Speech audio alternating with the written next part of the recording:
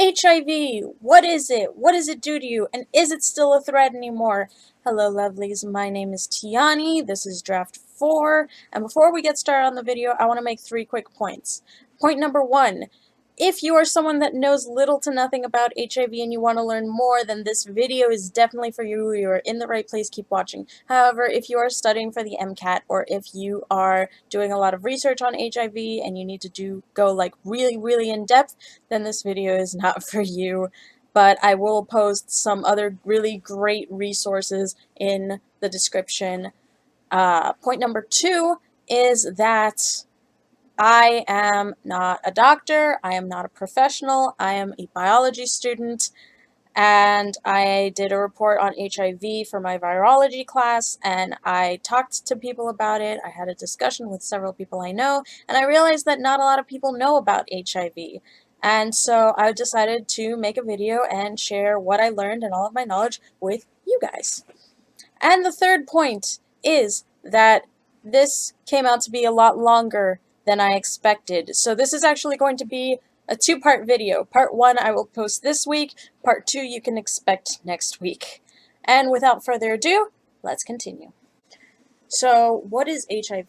HIV is a virus, and what a virus is it's not a bacteria. It is not a fungus. It is not any sort of living organism or thing. It is an unliving bundle of nucleic acids, either DNA or RNA, surrounded in a protein capsule, and it usually has some sort of spikes or other proteins on the outside or inside of it. And they infect usually a specific type of cell or tissue. Some of them infect certain animal tissues, some of them infect plants, some of them infect bacteria.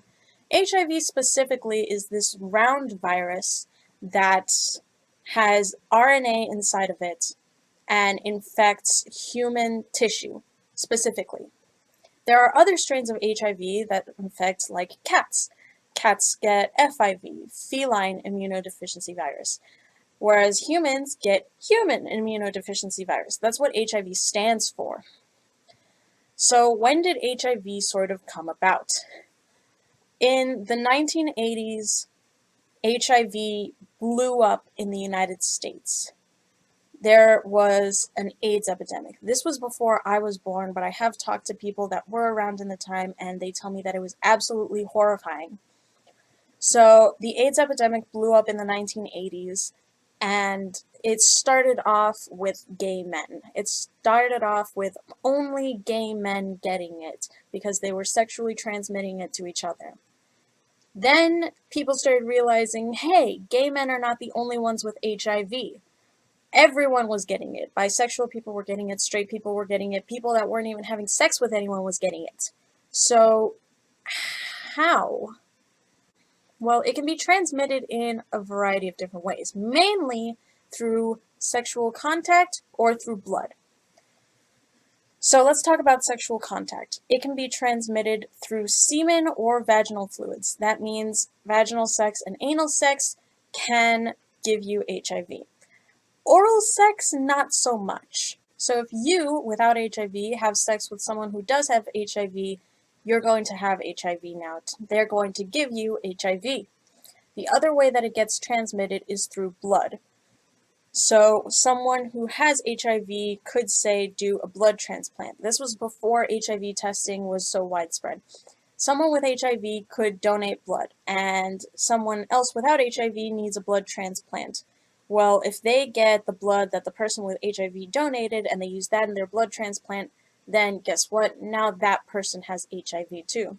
The other way that HIV can be transmitted through blood is through needles. So if you went to, and this is part of the reason why baby boomers and older generations don't like tattoos, is because they thought tattoos would give you STDs and HIVs and other diseases. If you used a needle and that needle was used on someone with HIV, then the next person who used that needle would also get HIV through the needle. Nowadays, though, tattoo artists and tattoo parlors go through really strict regulations to make sure that they use clean needles, that they use needles straight out of the packaging, that they dispose of the needles right after one use, so that way they do not spread bloodborne pathogens. The last way that it can spread through blood is also through needles, but through injecting illicit drugs like heroin or cocaine or other illegal drugs.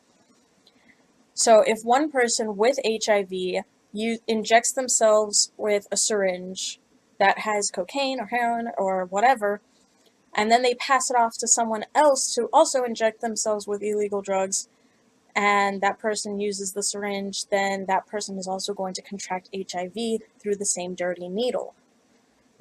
And I will talk more about needles and drug syringes later on in the video.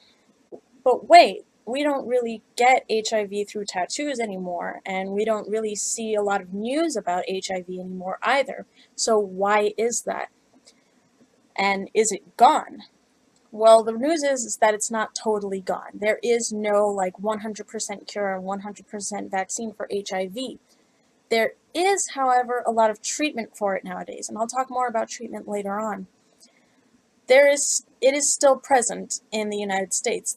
It's rare, but there are 200,000 cases in the United States every year. So HIV, what does it actually do to you? We know a little bit about how it's transmitted, but once it's in your body, what does it actually do? Well, the way HIV works is, like I said before, it's a virus.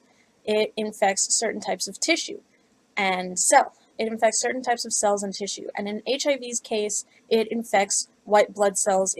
So white blood cells are all throughout your body, especially in your blood. And if anything gets into your body that's super bad for you, like a bacteria or a virus or a virus, a fungus, any sort of germ or pathogen that is super bad for you, the white blood cells are the things that kick butt. So why don't they work that way with HIV? Shouldn't they be able to defend you against HIV? The tricky thing about HIV is that it has these little protein spikes on the outside of it that are always changing. So instead of like having a bunch of the same spikes and being able to be recognized that way, it has a bunch of different spikes changing all the time that makes it really, really hard for white blood cells to recognize it. If white blood cells can't recognize that it's a virus, then they're not going to put up a fight if the virus actually tries to get into the white blood cell. So once the virus is in the white blood cell, it takes over the nucleus where all of the DNA is. And from there, it uses up the energy and the proteins and the resources within the white blood cell to make more copies of itself. So it's always making more copies of other HIV. And then those copies are exported out of the cell into the bloodstream and infect more white blood cells. And since they're putting so much energy into making more viruses, they can't take care of themselves. They can't put any energy into staying like alive. So eventually the white blood cell will die.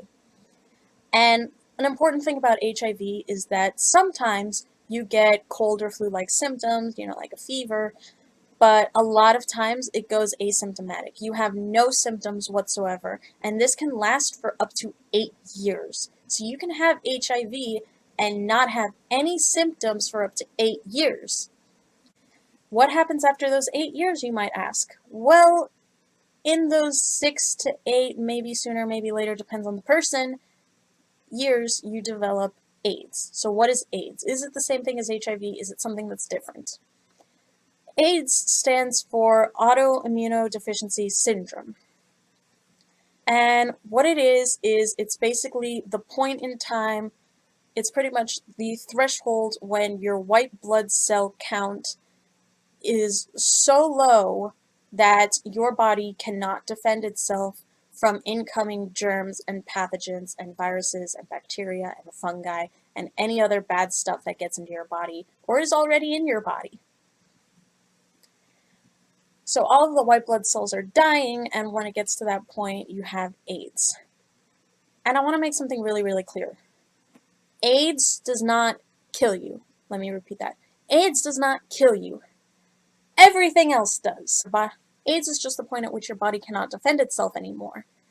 At that point, you start to develop other diseases that you already had, or that you get, or that your body is producing, and you can't battle it anymore. So something that might happen with someone with AIDS is that they might get a common cold or the flu, and if you don't have HIV, then you just, recover. It sucks for a few days, but then you get better. But if you have HIV to the progression of AIDS, then that common cold, your body is not going to be able to fight off that common cold, and it can develop into pneumonia, which is a lot harder to treat, and you could possibly die from that. Another way that AIDS kills is through cancer. So your body is always producing mutations in the cells, and I will do a whole separate video on cancer if you guys want me to, because it's really, really complicated and super complex, and there's a lot of misconceptions about it. But your body is pretty much always having mutations inside of it, and your cells are always mutating, and a lot of times actually your cells mutate into cancerous cells. They start growing rapidly and dividing and becoming huge, but your white blood cells usually can detect that and eliminate those cells before they turn into tumors. But guess what? If your immune system doesn't work like it used to, it's not going to be able to detect and fight off those cancerous cells. And so cancer can actually start to grow and develop more easily in someone with AIDS. So a lot of people with AIDS also die of cancer, but pretty much it doesn't always have to be pneumonia or cancer. It can really be anything, like I said. It can be another virus that you get. It can be a bacterial infection. It can be a fungal infection. It can be just literally anything. But I'm also here to tell you that not all hope is lost. Okay, so not all hope is lost, but if you want to know how you can treat HIV and prevent HIV, you're going to have to wait a week while I edit and upload part 2 of this video. But until then, if you have any questions, any comments, any suggestions, anything you'd like to say, whatever you found cool, please leave a comment. There's some resources down in the description also. You can also check out my Instagram where I post creative content. And until next week, be safe, be educated, be awesome. I love you guys. Mwah.